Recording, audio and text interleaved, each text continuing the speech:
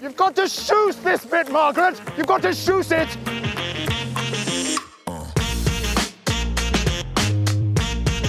So, hi and welcome to the Whiteout Podcast. Yeah, hi, I'm Rob, PR Director of Ski Press and, general ski and gear geek. And that is Dom, publisher at In the Snow.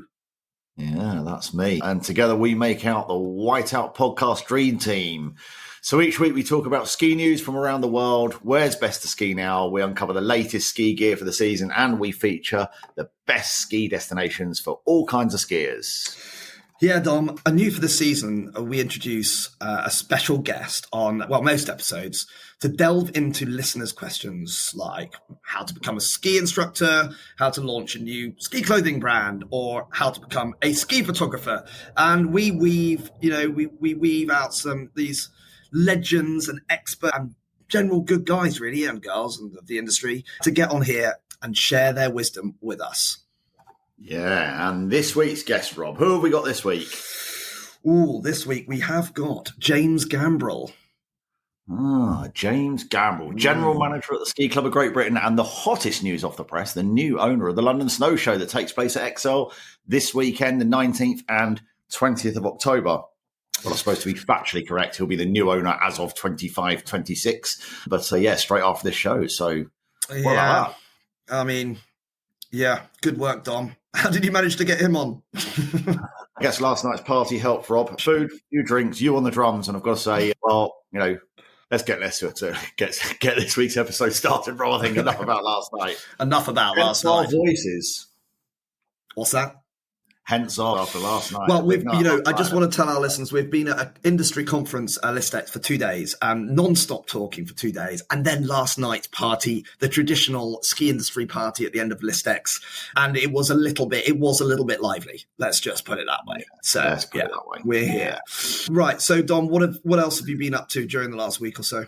Well, pretty crazy time of year for us at the moment, with the new issue of In the Snow coming out at the end of this week, ready in time for the ski show. And of course, on Thursday last week, we were together at the Howden's offices in the City of London for the Cromontana and City Ski Party. Another party, Rob. Another party. I mean, that place was off the scale. Crazy place, wasn't it? I mean, the Howden headquarters in the city, heart of the City of London. Amazing. Absolutely incredible. I mean, imagine working there. There's about 250 odd pieces of artwork around the place. And I mean, the view was just absolutely stunning. You could see everything, the Tower Bridge and the Gherkin and the cheese grater and the Shard. I mean, it was just absolutely incredible, wasn't it? It was, almost as good a view as the Alps, Dom. Yeah, one would say. But Howden, they sponsor the Momentum City ski event, and they hosted this party, which was a lot of fun. I even met the Swiss ambassador and his wife. It was one of those sort of Ferrero Rocher moments, whatever they call it. We got the chocolates out. That's 2 ambassadors in a week, Rob. I mean, we were in the Austrian embassy the night before when we met the Austrian ambassador, for goodness sake. Yes, we did. I mean, what a week that was. And we also met GB Snowsports CEO Vicky Gosling on both nights as well. She was there. A really good chat with her, actually. I haven't really had the chance to have a proper conversation with Vicky Gosling before, but, next thing I knew, 2 nights in a row, good chats with the CEO of GB Snowsport, Vicky Gosling. Very good. Oh, fantastic. 2 great evenings, and of course the Austrian Embassy event was all about the 2025 Alpine Skiing World Champs taking place in Saalbach this season, so that was really cool.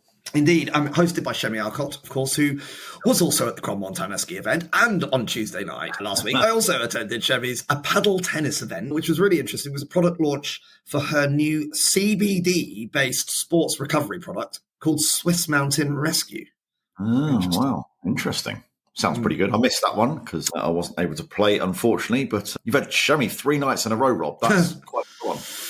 Yes. Well, honestly, I thought I was going to a launch of... Actually, I didn't know what Swiss Mountain Rescue was. I thought it was sort of an avalanche rescue product. But no, it's basically a marijuana-based recovery product with many different types of products ingested or rubbed in or whatever. So all new to me. But Shemi swears by it. She says it really has helped her own recovery. So a little bit of a news story as well about that later. Sounds interesting. See how that develops. And maybe we'll need to test it out. Well, hopefully we won't need to test it out this season. Right? Well, no. I did grab a few samples, so let's see. Right. What else have we got on this week, Dom?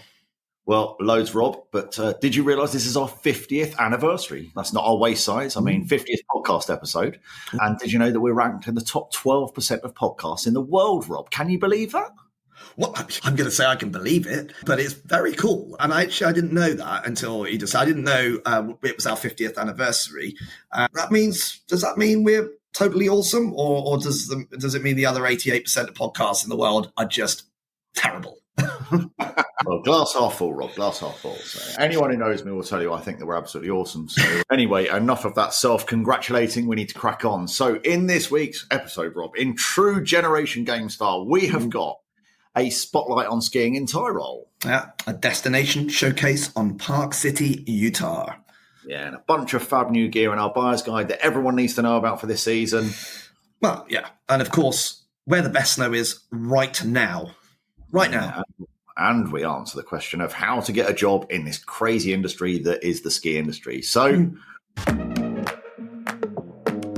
well, let's get straight into it with our destination showcase of the week, which is, drum roll, perfect person, drum roll, Rob. Do that. Well, I've got a table. I'm sitting in a Travelodge hotel room in East London, and they have perfectly good acoustic drum tables to play on. That's what I do most of the time. So our destination showcase of the week is Rob. Park City, Utah, Dom. It literally has to be one of our favourite resorts in the world. Are we allowed to say that? Well, Park City, that famous state where they get so much snow. I mean, if you love skiing, whether it's cruising the slopes, hitting the pound, or maybe just for an amazing winter getaway, I mean, it's got to be on your radar, hasn't it? Yep, absolutely. So picture this, Rob. You're stepping off the plane at Salt Lake City, the international airport, which you can get direct flights to. 35 minutes drive later, you're in breathtaking scenery. It's incredible. I mean, glorious, pristine snow stretching as far as the eye can see, that beautiful mountain air, and the really cool après ski culture waiting. How much better does it get? Setting the scene there, Dom. But, what makes Park City really stand out from the rest? What is it? I mean, there's a lot of choice for skiers and snowboarders. So I just really want to get a sense of why Park City. Well, you move from the grey skies of the UK, you get to those dazzling peaks of the Wasatch Range. I mean, it is quite breathtaking. Think of Park City as a bit of a winter wonderland, really. You really can just leave behind the whole of the hustle and bustle of home life and get into either very sort of real expert terrain in Park City Mountain, carve up some of the groomers at Deer Valley Resort, which is right there as well, or you can simply soak up a fabulous atmosphere in the town. I mean, it's a really beautiful historic town as well. So it's worth every mile of the trip, Rob. If you're really wanting that sort of adventure, cool, vibrant culture that you get in these North American resorts, unparalleled skiing, definitely get Park City higher up on that bucket list for sure. Okay. Right, so Park City is home to two world-class ski resorts, isn't it? You've got Deer Valley and you've got Park City Mountain. But you also get that sort of, as you said, that sort of charming small town vibe too. Is that quite unique in North America, would you say? Yeah, definitely. And it's easy to get there. I mean, you can fly from the UK into Salt Lake City International. It's just a 35-minute drive up to Park City.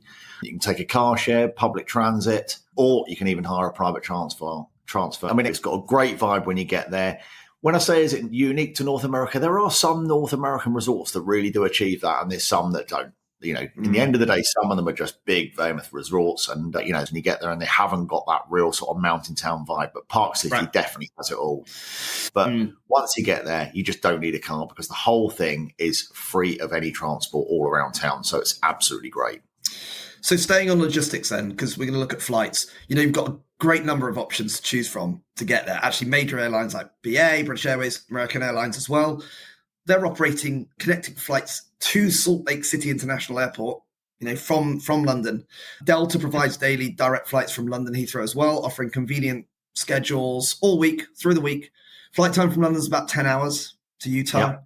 Yeah. Pretty smooth, pretty efficient way to get to this, amazing skiing paradise, if you like, if we can call it that. So loads of seasonal deals as well. Packages are available. So it's like, you can book that in any kind of way, packages or just flights, whatever. Very easy to do. What we should talk about, flying there is one thing, but what we need to talk about is the skiing. And I think what really sets Park City apart, and you've sort of mentioned it, but it's a variety of terrain that is available. Whether you're a beginner or an expert, I mean, it's a massive area, really is. There's something for everyone, right?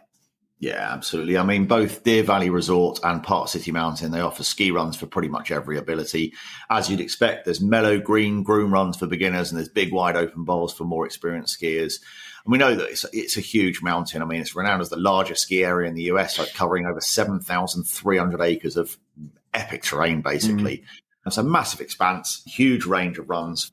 There's lots of tree-lined trails as well, so that gives you that sort of real sense of adventure and seclusion, which is really nice, but also the big expanse of above the tree-lined terrain that gives those huge panoramic views of the surrounding landscape. So yeah, really does do it all. And then one of the new developments of Park City Mountain is the addition of the expanded big snowmaking capability. So, not that they don't get enough snow, but obviously more snowmaking capabilities, new ski run to Tombstone Express, which has improved access and snow quality across the mountain. So Park's consistently updating its facilities too. So infrastructure to enhance the whole experience for people. So they're very much focused. I mean, obviously, as you know, they're owned by Vail Resorts, so very much focused on that whole customer experience there as well. So it's got the modern lift infrastructure, but got really, really cool city vibe as well.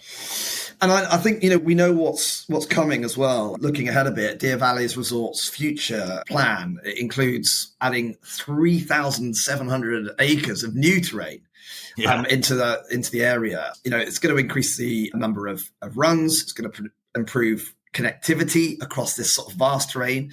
And starting in December this year, the expansion is going to bring 3 new chairlifts, several new ski runs already, and 300 new skiable acres as well. So with more to come. So this kind of commitment to the growth, it's definitely ensuring both, visitors that go there all the time and newcomers. They'll definitely find new places to explore. And just be able to kind of get a new feel for the place every time they go, because they are really, really growing. So it's very absolutely. When you see it on a map, I was sat with somebody this week, and when you see it on a map, it's absolutely colossal, the area that's being expanded. So, and let's not forget, obviously, Park City's really impressive snow record as well, with an average snowfall of over 350 inches. I mean, it's mega. It consistently gives that sort of really great condition skiing throughout the whole of the winter season. So, combination of, the big elevation, the geographic location, the Wasatch Range contributes to that sort of real light, fluffy powder that Utah's famous for.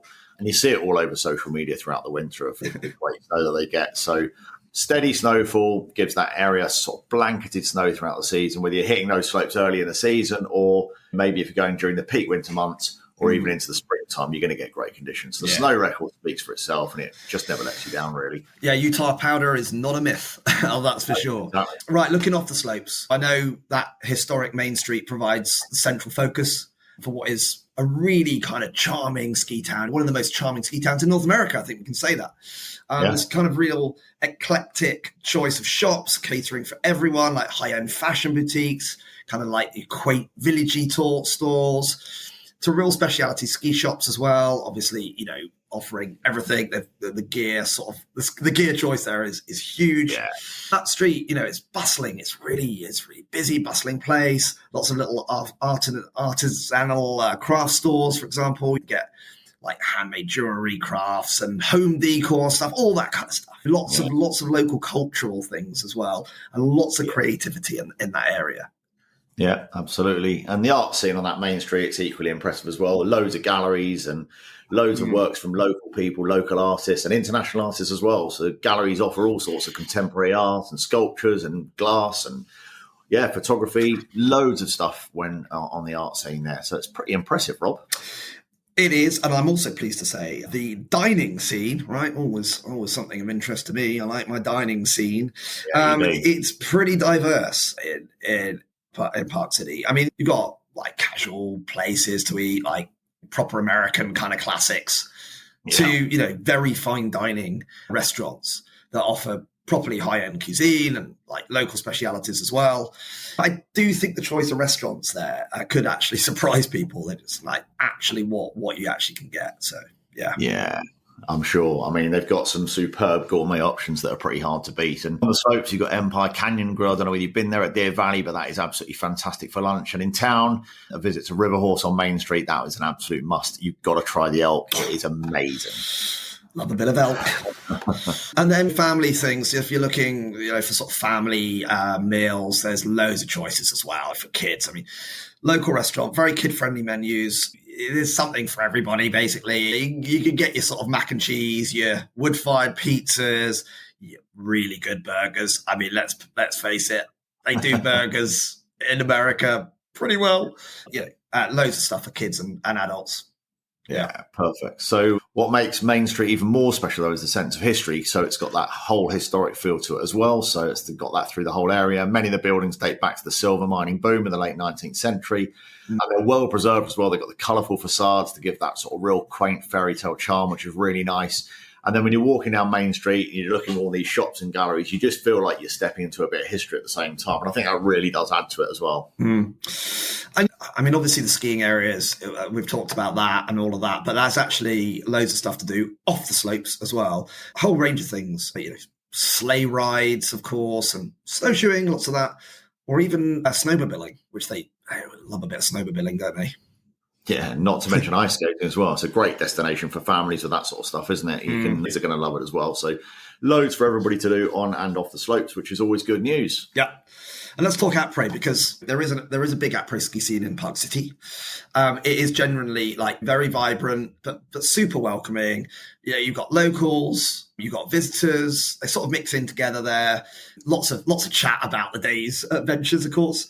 Lots of cozy little mountain lodges. Your hot chocolate or your mulled wine, that kind of stuff. Loads of lively bars as well. Loads of craft beers. They love they're into their craft beers, cocktails, that kind of thing. And even the world's only ski and whiskey distillery. Oh my goodness. A ski and whiskey distillery. A spot for everyone, basically. Party vibes or just chilling out. You can find it all, basically. Nice. What about accommodation, Dom? What do you want to tell us about that? No surprises there, Rob. They've got that covered as well. I mean, it's got hotels for all budgets. They've got the luxury Stein Eriksen Lodge and then the more budget-friendly sort of Park City Peaks Hotel. They cater for all budgets as you'd expect. I mean, it really has got it all. It's got the world-class skiing and snowboarding, unique, sort of off-ski activities, all sorts of stuff on the snow as well. Great dining, great hotels. It really is an ideal destination if you want one of those sort of bucket list places to go for, because it is a trek to go over there, but it's well worth it once you get there. Check it out. Check it out. Very easy to look at the website, visitparkcity.com. Very, very clear, very simple, a nice URL there, visitparkcity.com. Check that out. All the information's on there. I think we need to get up and slide around Park City and Deer Valley sometime soon. Definitely. So what's next? Right. Well, you tell us, Dom. You kick the news off. Come on, we've got some news stories. There's so many news stories, actually. We can't fit them all in, but we've got a few. Plenty of news stories this week. So Ingham's, the tour operator, turns 90 years old, Rob. Pretty incredible. So founder Walter Ingham, he was so passionate about skiing, mountaineering and walking, he couldn't help but share it. And in 1934, took his first group on a skiing holiday to Austria. Incredible. He totally pioneered the ski holiday and is famous as the man who took Britain skiing, would you believe is quoted. Good on him. So that's quite amazing. Yeah. I mean, so 90 years later, with decades and decades of expert knowledge and experience, they're still taking people skiing. So now over 70 resorts, I think, across Europe and Canada. There's a real focus on quality service with Ingham's and a range of travel options, transfers, accommodation, all that sort of stuff packaged in. You can travel to 24 resorts by train now as well. And that includes Italy, France, Switzerland, and Austria. When we spoke to Ingham's about this, amazing birthday they've got, they said at Ingham's, we know how then and now. Yeah, when we spoke to them, I also heard that it looks like Norway's coming on their agenda for 25-26. So that's a pretty exciting development too. Nice. Yeah, nice. Yeah. Quite a milestone though, isn't it? I mean, very cool to celebrate 90 years. I mean, and they're doing a special celebration, as you can imagine. They're doing save £90 off all Ingham's holidays, so including ski, Lapland and walking. So offer ends 4th of November. It is the 18th of October today, so you've got a couple of weeks to get hold of that offer. Definitely worth getting 90 quid off every order. I mean, it's pretty cool, isn't it? It's good. Yeah. And also you can check out the Ingham's team at the National Snow Show this weekend. So you can talk to the team, enter the competition to win a £500 ski holiday voucher. There's also a £500 Ellis Brigham voucher, who also celebrated a big birthday this year. So the two heritage brands coming together here, loads of giveaways, and definitely worthwhile giving them a follow at inghams.ski. Or check them out online at inghams.co.uk. This is not a promotional activity. This is just something we wanted to share because at 90 years old, see they've updated their logo as well. So that's quite cool. Yeah, Dom. I mean, I'm just going to quickly add that my first ever ski holiday was with Ingham's as a teenager, and 90 years ago. Yes, special memories for me, and that's great to see them. Very good. Still as strong as they are. Let's face it. So that's great. So next news story is it's an interesting bit of data. There was a survey recently conducted by my colleague, actually, at Ski Press, Kimberly Kay, and also Dr. Carol Porter. And this new research, it reveals a bit of fear, actually, and anxiety holding people back. It did have a bit of a bias towards women, but I think this is quite interesting data because I question whether sometimes I'm just going to say, I don't know if I should. Could I say this? I think I can. Sometimes women are a bit more honest about this sort of stuff than men. I mean, it's a slightly tricky thing to say, but I think that could be the case. True. Yeah. But anyway, so the data reveals about 62% of UK women surveyed said that fear impacts their experience on the slopes, with a third reporting that their fear has increased over the last 5 years. And there's this little bit of a gender imbalance, 70 to 30 male to female ratio that's highlighted in Ski Club of Great Britain's survey as well. So we know there's more women and more men and less women skiing.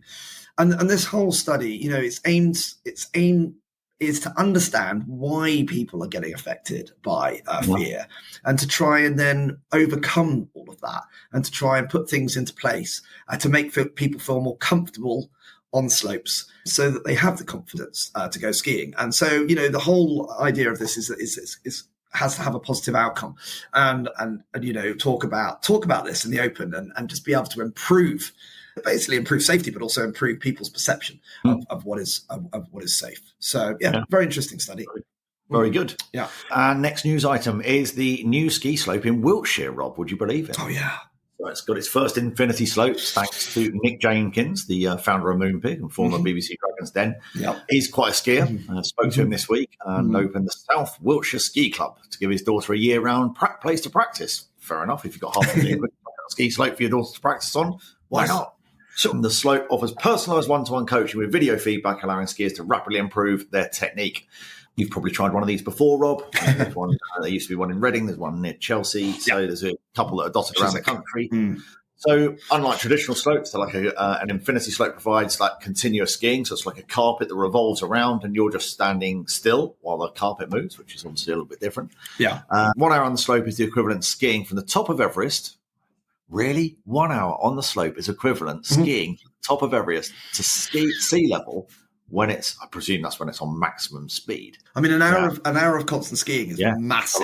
Yeah, it is. Right? I mean, I think for anyone to be there skiing for an hour, I've had quite a lot of experience with these ski machines or ski decks, as we used to call them. Yeah. Basically, revolving carpet. It's not actually a carpet, but in fact, the one I worked on many, many, many years ago was just a household carpet, literally a thick pile carpet. And it worked. And actually, I was there. My colleague at the time broke the world record. He skied for 24 hours, and it was a Guinness World Record breaking event. And he was allowed to take 5 minutes off within each hour. Wow. And he was a fit guy and a very good skier. I think these machines these things they're fantastic for developing ski technique. They're brilliant for learning to ski on. It makes a huge difference for beginners, but it also, if you want to really improve your technical ability levels, the machine, it's an unforgiving place to be, right? You need to be spot on to ski on it well. And so it does develop your technique. And I'm going to say, I always thought it was brilliant if you want to learn, I know this sounds crazy, right? This is going to sound a bit crazy, but if you want to learn how to ski powder snow, right? Yeah. Get on one of these things, because honestly, if you can ski on that in the way that you have to sort of be nicely balanced over your skis, it develops a kind of like, it develops a technique that is actually quite usable in powder snow. So, I mean, it seems completely like ironic that you learn ski powder on a carpet, basically. But that's my own personal opinion. People might disagree with that, but I think it does really develop your technique. So very cool. Well, South Wilts Ski Club officially opened yesterday, 17th of October. So I'm sure there's people queuing around the block to get into the Dragon's Den ski slope. It offers equipment rentals free of charge. Book a session at southwiltski.com. £30 for 30 minutes. Cool. Fantastic. What else have we got? Well, I'm just going to mention again, we mentioned at the start, but just a news story about Swiss Mountain Rescue, because I was at this event. I was at the launch event, and it's launched by Shemi Orcott, who's designed these products for athletes of all levels, but particularly people that are involved in, like, demanding sports like skiing. And, Shemi, who rebuilt her professional career after suffering a severe knee injury, she's drawn on this personal experience to develop the range. You've got this pain relief cream formulated with CBD, natural ingredients, energy gel packs, boosting endurance, electrolyte tablets for hydration at high altitudes. And it also features sleep-enhancing gummies to aid post-exercise recovery. So, I mean, it's a really interesting looking brand. Just look up Swiss Mountain Rescue. Wish them all the luck, and I think it could be a product we shall be seeing on the shelves very soon, I'm sure. Very good. And the final news item today is the Arc'teryx Winter Film Tour in London. So they're bringing the Winter Film Tour to the BFI IMAX in London on October the 30th, end of this month. So this year's tour is bigger than ever. It's got 6 never-before-seen films showcasing epic ski and snowboard journeys, all told by world-class athletes. So very nice. They've got expert Q&A sessions with riders. Oh, here we go. I always get the names, don't I? Like Loic Eislicker and Elena Haidt. Always me. And a bunch of giveaways there. They're very cool, these film festivals. I love them. I know you're laughing because you gave me this one to do. These film festivals, I think the films are always great. I love the Q&A sessions. I think they're really, really cool. And these people up on stage always look so fantastic. And if that's not enough, there's the Birds of Prey after party at Aura's Space, complete with DJ sets as well. So proceeds from ticket sales will go to local organisations focused on outdoor access and climate action, which is very, very nice indeed. And it's a perfect way to kick off the winter season. Get inspired by the mountains before being covered in snow. Check it out at events.arcteryx.com/film-tour/EN. I would just put in Arc'teryx Film Tour. Expertly done, Dom. Yeah. So, where is best to ski now, Rob? Yeah, well... Oh, you're going to go on one of your rants. I can sense I'm that. going to rant a little bit. You're about to rant. I mean, I just want to address some of that. There is some media out there that is a bit misleading. Certainly, this misleading media is certainly not from the people that I know, and I work with a lot, journalists. But we do see some from other media organisations that maybe, haven't. I understand the stories. We are not trying to suggest that we don't have challenges and issues in the snow sports industry around climate change, for example. We certainly do. But what isn't happening is that skiing is not becoming impossible. Ski resorts are not on their knees every season because there's no snow, and which is something that I read last week in a newspaper. I mean, that's just nonsense, absolute nonsense. So anyway, right, Tom. So okay, enough of that. Where can we ski now? Yep. So Finland season starts. So Levi Ski Resort, or Levi, if you like to call it that, in Finland, has already kicked off the 2024 season earlier this October. So real reputation of being one of the first European resorts to open each year, as you'd expect. So on October the 4th, the resort opened its preserved snow track with 3 kilometres of well-groomed trails, which is very cool. Yeah, very, very cool, actually. And I would also, I'd like to add that I was sent a little video the other day. We know the Carrick Smith boys very well. Training on the Sasfay Glacier last week, absolutely fantastic conditions. And right now, the glaciers are in really decent condition. What you expect for this time of year, actually, as we go into the middle of October or towards the end of October. It hasn't been that easy for glaciers recently, but, let's have a look at a quick rundown of some of the glacier areas that are actually operating right now. So you've got in Austria, of course, 39% of its slopes open, 85 centimetres of snow at the summit. Conditions are really good. I took a quick look at the webcam at Hintertux a couple of days ago. It was just amazing. It looked fantastic.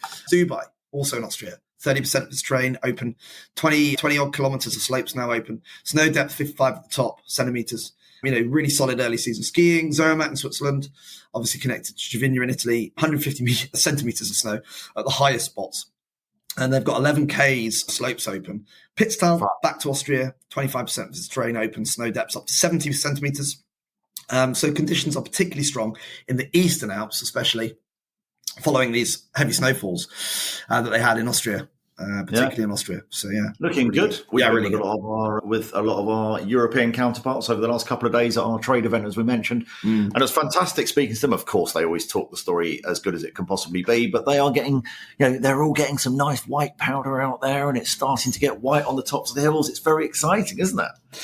So it's going to be good. I've got my fingers crossed for a great season, Rob. I think it's going to happen this year. So that's all for the best note so far this year. Moving on to Gear Buyer's Guide, Rob. Oh, everybody loves a bit of gear, don't they? We all like a bit of gear, Dom, don't we? We really do. So what have we got this week in our wardrobe? Fabulous, stylish new addition to your ski wardrobe. It's the Peace Collection from the new British brand, B Viridis. So they are one-piece ski suits designed for women. It's all about versatility on and off the mountain. So each one of these ski suits is reversible. So it represents a pieced green, blue, red or black. You're getting two looks in one side plain and sleek, and the other side quite funky and retro vibe. So you can be apro skiing 1 minute and then going out to dinner the next. Really nice quality as well. So 10,000 waterproof, 10,000 breathability. YKK zips, which are, I think we all know that they're probably one of the best zips you can get. Yeah. Detachable hood, hidden pockets, whole range is eco-friendly, made from recycled plastic bottles, which is very cool, and starts from $495, which actually is quite a bargain for an all-in-one suit, actually. Yeah.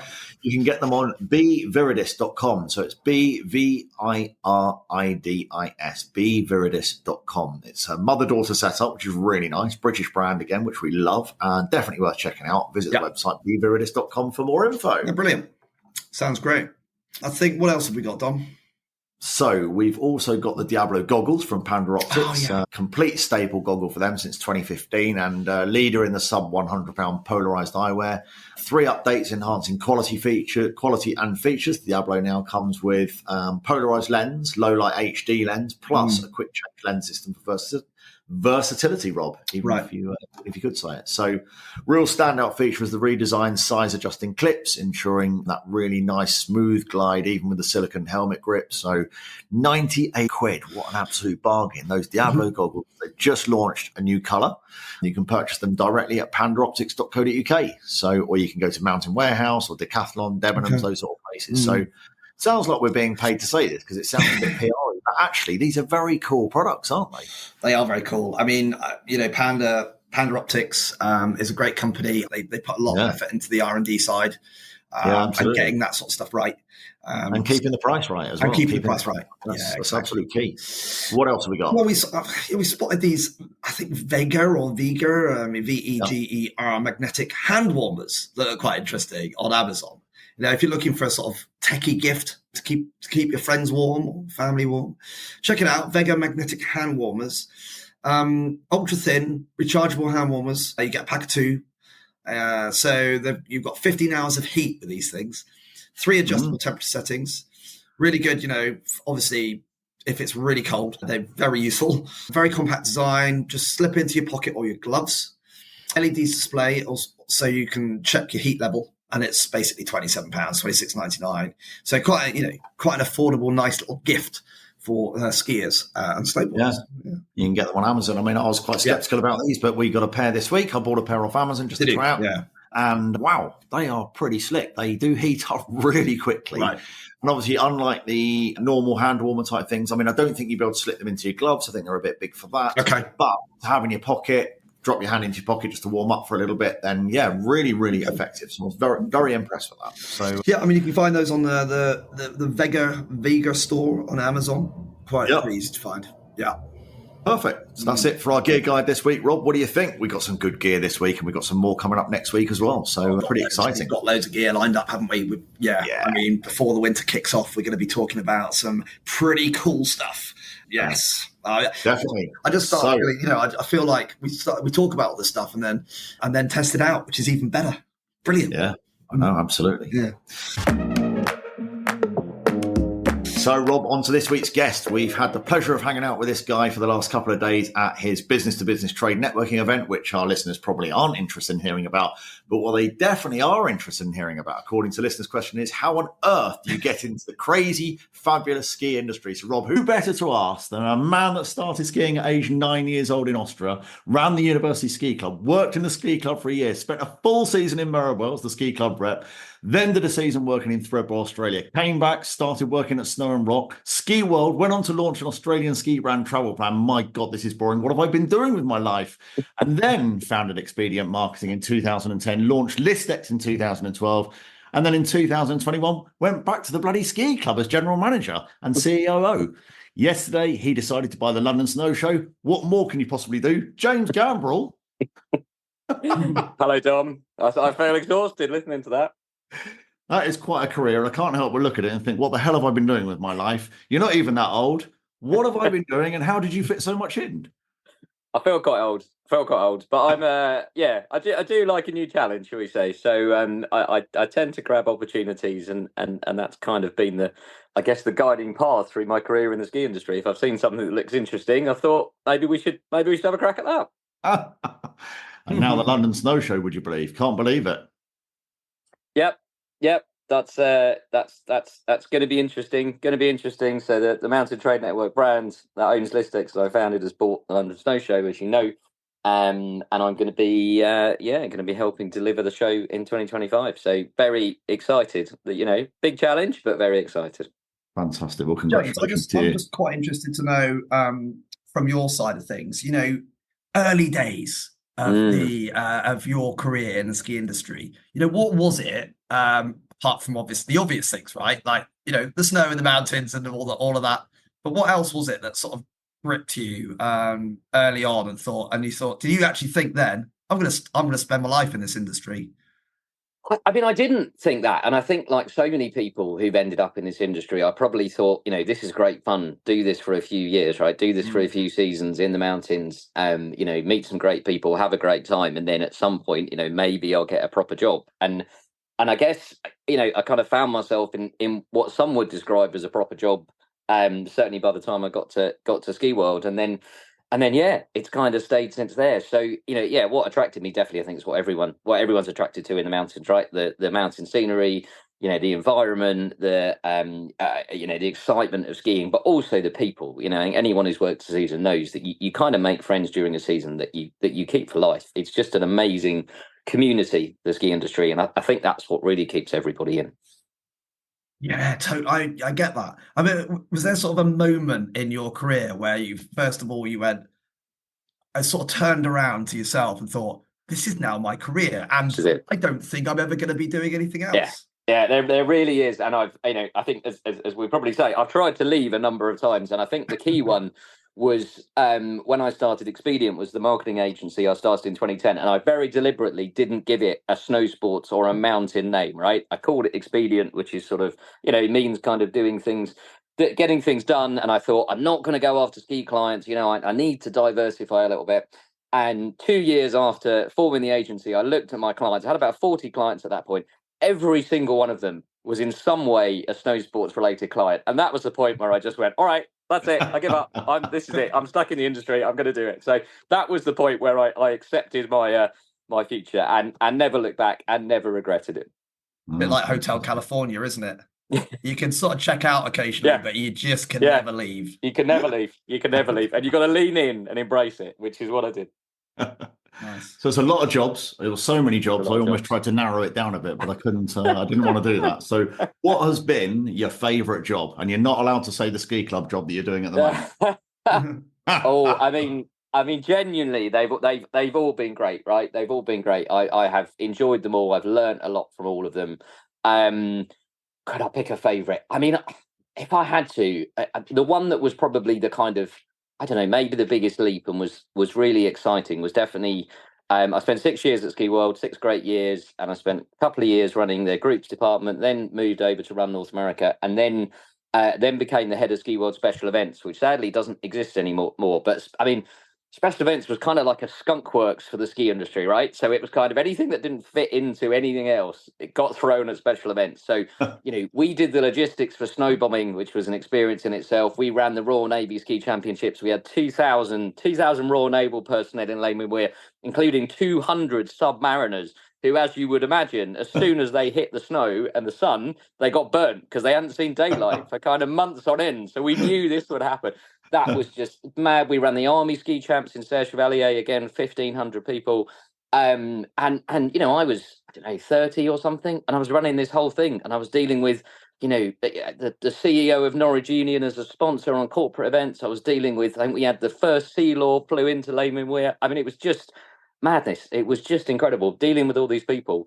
But Ski World were brilliant at kind of going, look, if you looks like you can do this, then just get on with it. And they just empowered their team so much to kind of go and do stuff. So it was a little bit surreal, but it was also incredible fun. And I got to spend, a good 4 or 5 weeks of the season. I pretty much spent all of January out running the events. I had someone running each event. I moved from one to one. So it's tricky to get a proper job in the ski industry that involves you spending a lot of time in the mountains, believe it or not. And that was one that did. So that sticks in my mind for sure. Oh, fantastic. I mean, obviously, it's probably the naval thing. So I'm just gonna the naval thing. I've just thought of a song that could be quite good for the naval ski championships in Navy ski championships in Leyland Weir. That song, "In the Navy, you can ski the Three Valleys." No, I'm sorry. I think you need to cut that one out, actually, Rob. Thanks for that, Rob. So, I mean, obviously the industry, I'm sure, is a very different place. I haven't done a season. I know I'm one of those rarities that hasn't done a season. I was far too busy trying to start a new business that failed many times. But nowadays, I mean, it looks very glamorous from the outside looking in, doesn't it? Yeah. How do you think new people can get into the industry, in any sort of role, really? Yeah, I mean, it's definitely got harder. Obviously, we know it's got harder with Brexit and obviously changing kind of the chalet market and things. It has got harder, but there are still jobs out there. There are still ways in, and as I say, doing a full season is not the only way to get in. If you get into a tour operator in the UK or something like that, there's opportunities to kind of get in and travel. So there are still kind of ways to do it, and I think you've got to be a little bit flexible. You've got to kind of think, well, what are my routes in? What can I do? How do I get time out there? And that's definitely got more challenging. But as we know from some of the great work that's been going on, tour operators are still recruiting. Yes, if you have an EU passport or you can get out to Canada on one of the visas out there, brilliant. But there are still ways. Don't believe the fact that there are no more jobs in the ski industry. There are less, and it's a bit tougher, but they're definitely out there. So you got to be persistent. You got to stand out, right? When you used to be that. Big tour operators were hiring 300, 500 seasonal staff. They just needed people. Whereas now, they can pick and choose a little bit more. So actually, you've got to kind of go and stand out a little bit more and sell yourself like any job interview, right? You've got to show yourself as to what you can offer them as a company. Yeah, absolutely. I mean, obviously, tour operators still take reps on to work in ski resorts. Ski Club of Great Britain, of course, has a large number of a network of reps in resort for its members. I mean, what if someone wants a job like that? What do you think are the main sort of attributes, let's say, of like a successful rep in resort? I mean, do you need to be able to outdrink all of your clients and party hard, or is it something a little bit different to that? I think that's still quite an important skill, right? Like après ski is still a big thing, and at the end of the day, you've got to be there. If your clients are out, you've got to be out there with them. So definitely resilience, tenacity and stamina are really important attributes in anyone who's going to work a season. It's hard work. You're going to be up early. You're going to be working late. It's a 24/7 job. But I think what's changed is, like anything, the ski holidays have got more expensive. Expectations have risen. I mean, again, look, go back 20 years when I was working for chalet operators, we would have chalets that would have 4 bedrooms and 1 bathroom. So, it was fairly kind of cheap and cheerful, and people were happy with that. That doesn't exist anymore. Everybody wants ensuite rooms. Everyone wants a bit more luxury, and therefore, if you're working as a rep, you're working with clients who, yes, they want to have a good time, but they want a high level of service. We are a service business. It's the hospitality business, so you do have to have that kind of service level professionalism. And I think reps have always been brilliant at kind of partying hard and then being up to make breakfast for guests, but you've also got to be just that little bit more kind of professional, and you've got to be a people person. That's the key thing. You've got to be able to deal with people. You've got to be able to get on with everyone. You've got to be friendly and outgoing and chatty, and you've got to be well organised, because there's a lot to do. It's a very diverse job in terms of all the different things that you might be doing. So you've got to be able to think on your feet. Can you remember anybody that made a total calamity of their job, James? Like any ski reps that you work with that really did make a fluff of it? I mean, too many to name, Dom. I can't remember anyone from a rep perspective. I do remember one guy I had work for me on a sales perspective, and he was brilliant because he was a great skier. He was incredibly passionate. He was fantastic on the phone selling ski holidays. He'd be on the phone for 10 minutes. And at the end of the phone call, he'd just say to people, well, look, have a brilliant holiday. And he'd put the phone down. I'd say to him, did you actually remember to ask them to book? And he'd be like, oh no, I forgot. And this happened for like months, and we had to let him go in the end, because although the clients loved him, he never actually sold anything. He just had a chat, and that was it. So don't forget, at the end of that, make sure you actually make a sale. Book the holiday. Yeah, missing part. I mean, obviously there are ski resort jobs, but there's also jobs in the industry that are office based or UK based. I mean, if you look at the Ski Club of Great Britain, for example, you've got your office in London, employs a good number of staff in the office, and I know a lot of the Ski Club team, really great dynamic team. They get out to ski as well during the winter, which is brilliant. So I suppose on that side of things, what do you look for when you're employing someone for the Ski Club? Interesting. I mean, well, you tell me. I mean, look, you've got to be a skier or a snowboarder to work in the industry, even if you're not resort based, right? Even if you're office based. I do think it's really important. You do need that product knowledge. You need to understand how ski resorts work. You need to understand skiers. You need to understand, why they do this thing. Why do Brits go skiing? Even that in itself is kind of slightly crazy, and often that's what our the resorts and our European neighbours kind of look at and go, what is going on? Why are you in this small nation without mountains outside of Scotland so obsessed with skiing? So you've got to understand that obsession. You've got to have that passion. I mean, in the ski club particularly, what we really look for is that passion and also flexibility, right? We do everything. I mean, the club we're a publisher, we're a tour operator, we're a membership organisation, we're an insurance provider, we're a website operator. I mean, we literally do everything. When you've been around for 120 years, you end up doing everything. So although the team have specific roles, they really do kind of jump in and out of different things. Everybody gets involved. The snow show coming up this weekend, most of the team will be there. They've got to be able to talk about it. If someone comes up and asks them about any aspect of the club, they need to know about it. So we really look for flexibility and being able to understand everything that the organisation does and help each other get involved. And look, we're quite unique in the breadth of what we do. But again, I do think that's really important if you're working for any tour operator. You might be specialising in a certain destination, but just show interest in the others, get to know everything else. The more knowledge you've got, the more valuable you are, for sure. Good stuff. Yeah, and you mentioned tour operators. I guess it's the same as well, obviously the Ski Club is a tour operator as well with its Fresh Tracks holidays. But I suppose that's the strength, like you say, of the industry that we're in and the people that are in the industry. That there's a lot of expert knowledge out there of so many different ski resorts.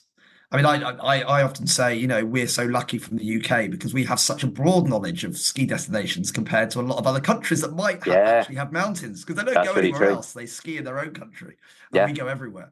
Yeah, that's really true. And often, even if you're in Austria, you're kind of born and brought up in one resort. I mean, sometimes they don't leave that resort because it's like, well, why would you? I'm going to go skiing. So you get people who grow up in the mountains and they've only ever been to their home resort, maybe one or two others. And, you're absolutely right, Rob. I think that product knowledge is massively important. I mean, when I was working for the company in Australia, I mean, it was the shortest interview I ever had because I turned up to the office to be interviewed and I'd skied in France and Austria and Switzerland. And they literally were like, when can you start? That's fantastic. That's all we need to know. So look, and that would be I guess a piece of advice for anyone looking to get into the industry, learn all that you can. If you go to an interview and you can talk about different resorts and understand different resorts and different countries and different destinations, that's going to impress somebody straight away. So that knowledge is all important. And are all your memories fond, James, or are there any really nasty, shitty jobs that you did in the past? Well, I think anyone who's ever worked as a boot fitter will recognise that moment of trepidation, because you're down on your knees, right? and someone wants a new pair of boots, and the first thing you've got to say is, "Excuse me, sir or madam, could you just remove your shoes and socks so I can have a look at your feet?" Which is also a very weird sentence, but you can imagine you don't always have a nice. It's not always a nice thing when someone removes, and sometimes you see feet that should be probably on the front of a magazine, some kind of medical journal. I mean, it's unbelievable. And of course, you've got to kind of keep that face, or if the smell is associated with it, you've got to kind of keep that face. So, I mean, touching people's feet for a living is a bit of a weird thing to do. I tell you what's even weirder though, Dom, is how quickly you get used to it, and it's just nothing. You're like, get your shoes and socks off, let me have a feel of your feet, and it becomes completely normal. But there were some unpleasant ones. Sounds like you'd make a good gynecologist. Absolutely. What did you say, Rob? I was going to say, ski boots. I've been wearing ski boots for 40 years. I must say, my feet are not the best, and I just couldn't imagine having doing that job. I'm just going to do a shout out for all boot fitters out there right now, because I think they are incredibly valuable people in our industry. So thanks to all the boot fitters that have to put up with feet like mine. And if you're going to go and get new boots, just please wash your feet and put a clean pair of socks on. Like, that's just human decency, right? Please do that. Yeah, absolutely. Rob, James, it's been a great insight into working into the industry today. It's been great to talk to you. We always ask our guests, or we're going to be asking every guest, you are the first of the season, one final question, and that is, if you could only ski one resort for the rest of your life, James, it's our desert island ski resort, which would it be? Oh my goodness. You saved the stinger till last, didn't you? Blimey, I'm sure everyone's going to say this, but it is genuinely a very difficult question, because it is.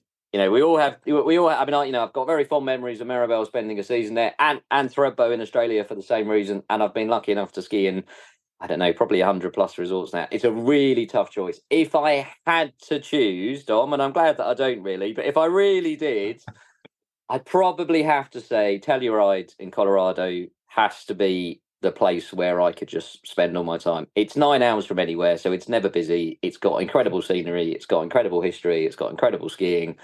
I've never had a bad day in Telluride, so I'll give my nod to them. Fair play to you, James. That's a good call. What do you reckon, Rob? Are you impressed by that? I'm very impressed by that, and I've never been to Telluride, so James, we need to go and ski Telluride together. Absolutely. We normally manage to get a ski in together every season, so Telluride wouldn't be the worst place to do that. It wouldn't be. It's probably one of the trickier ones to get to, Rob, but let's see if we can make it happen. Yeah, no, it is an incredible place. Massive congratulations on the snow show. And I think we can say that, Dom, can't we? Yeah, absolutely. Yeah, and big support for you, as you know, and very much looking forward to the 25-26 season next season, when you'll be running a show after this weekend, the 19th, 20th of October, where we'll be up at London XL, and all eyes will be on the Gambrill pair of what they're going to do next. So congratulations on that. Thank you very much for joining us today and your insights into working in the industry, and no doubt we will see you over the weekend. Thank you, gents. I will see you there. Cheers, James. Thanks very much. Cheers, James. Bye.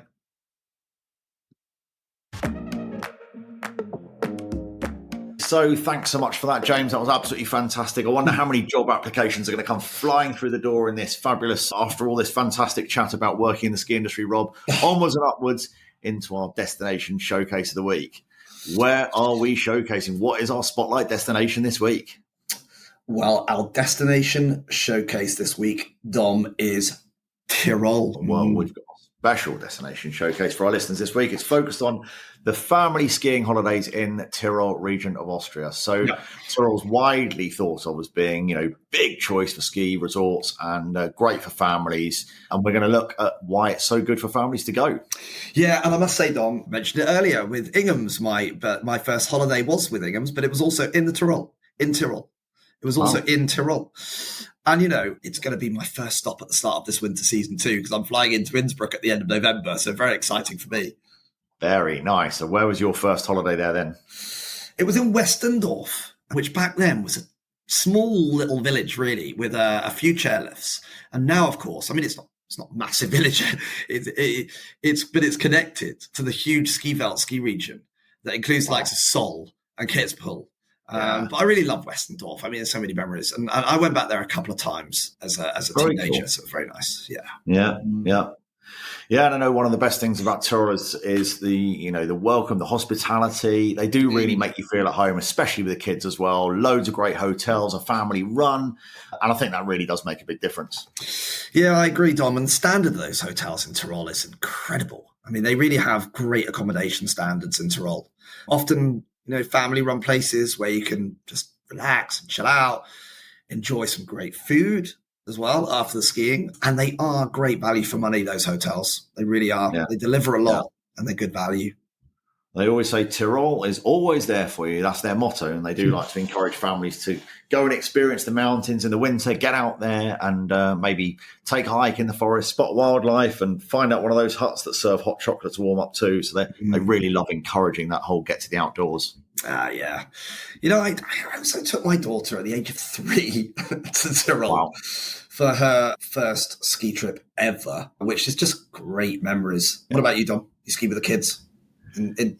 So a few years ago we did a driving tour around that area and stopped in at Kitzbühel for a few days over St Patrick's Day. Actually, that was really bustling, a lot of fun, a lot of après going on, as you can imagine. It's amazing how many Irish people there were in resorts at that time. So great restaurants and bars, lovely shops. Skiing was great as well.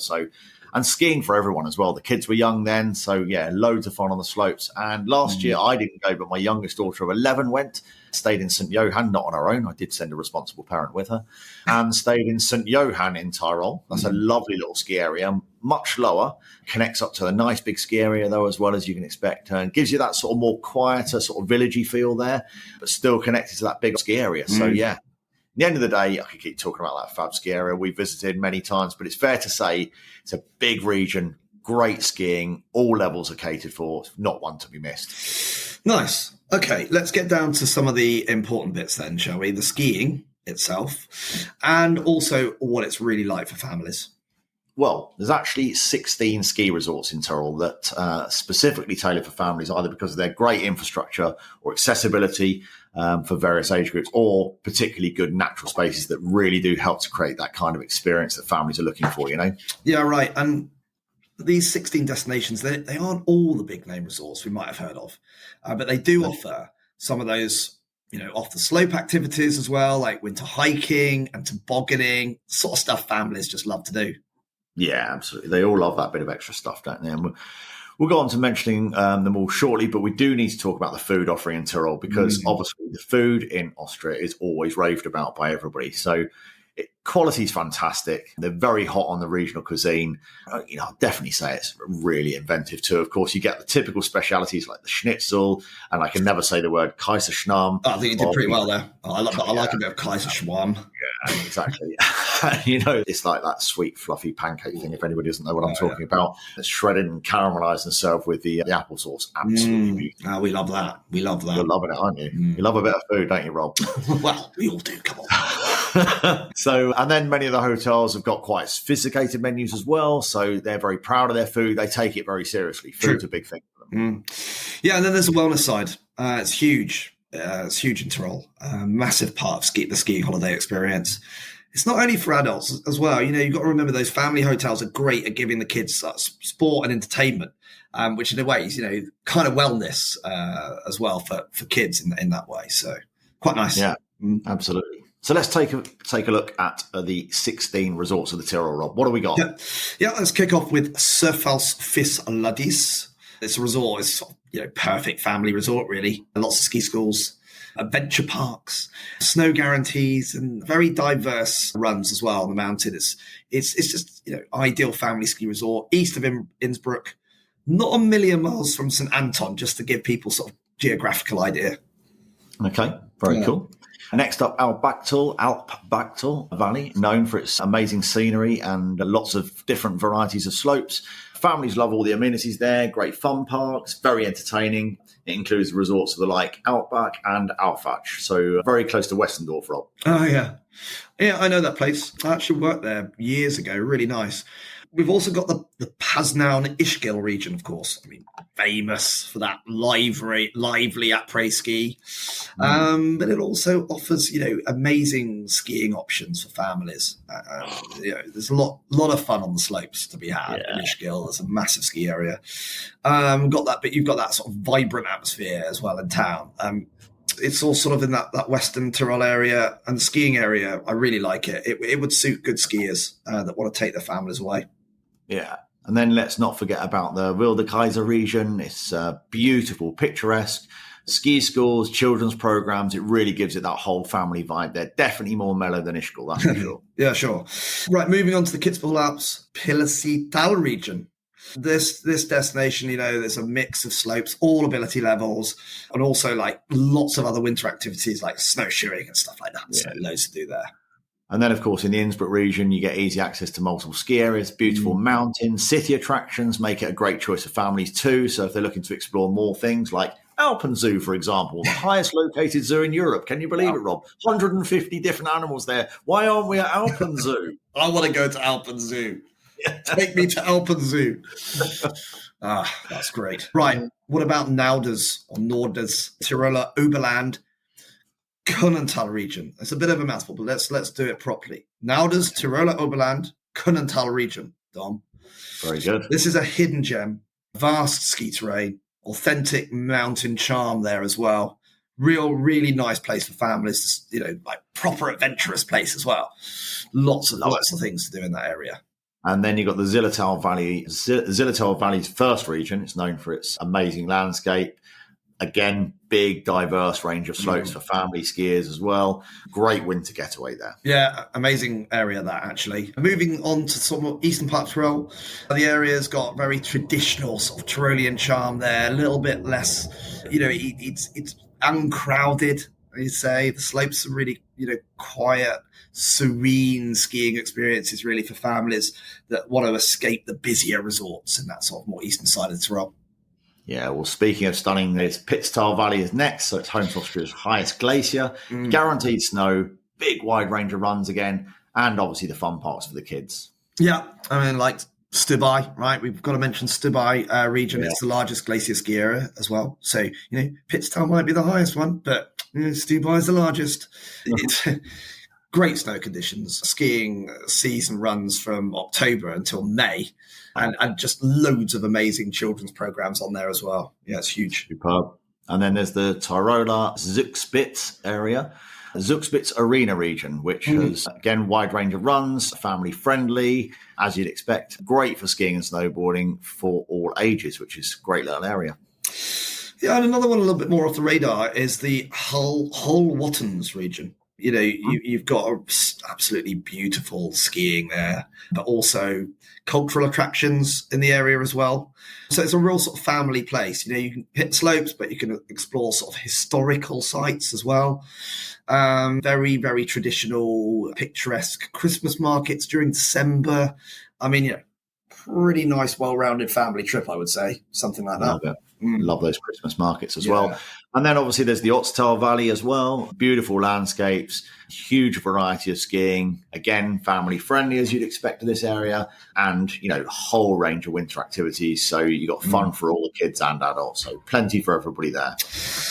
Pronunciation time. Wildschnau. I'm going to say it's a really charming valley that lots of family orientated ski areas there as well. Very relaxed, very chilled, lots of slopes for all levels, very diverse. Great choice for families again, but also kind of got that adventurous side as well. So it's really nice there. Very good. And then finally, we've got the Bergerarm ski arena with family-friendly slopes again. Beautiful atmosphere, welcoming families of all ages, from beginners and children looking to have fun in the snow. So that's a really nice little area. Wow. That was quite a lot to get through, wasn't it? But it just shows the sort of incredible scope that's on across Tyrol region for skiing families. A massive, massive area. Yeah, absolutely. And you can visit Tirol.com tirol.com/family, or on Instagram, visit Tirol, and even TikTok, visit Tirol on there. So if you want more information, they're great places to get all that extra info. Making me want to go out there, Rob, all this talking of Tirol. I mean, I love that place, and I love the people, and I love the food, and I love the places to stay, and it's just also, it's great, isn't it? Yeah, I mean, 5 weeks from now, Dom, I will be in Tirol. I'm just saying. 5 weeks away. You're always just saying, Rob. You're always just saying. In 5 weeks' time, I'll still be sitting here, Rob, writing away on the podcast while you're having a great time skiing. Well, we've actually got to do what we talk about sometimes, Dom. Got to do it. Got to do it. Well, a fantastic episode this week, Rob. We've covered so much, and that is all for today's episode. We hope you're as excited about skiing in Park City and skiing in Tirol as we have been today. If you're planning a next trip or you've got any questions, make sure you do reach out to us. Don't forget to subscribe to our channel, and don't forget to leave any comments, ask us any questions for any travel tips and advice on your epic adventures, and send us your stories. Tell us where you're going, tell us where you love, or tell us where you want us to investigate and talk about next time. Rob, until next time. Until next time, I'll see you at the London Snow Show, Dom. See you at the London Snow Show tomorrow morning. I look forward to it. Yep. Have a good day. Hello. You Talkie-walkie. Bye. Bye. I'm pretty sure it's called a walkie-talkie, mate.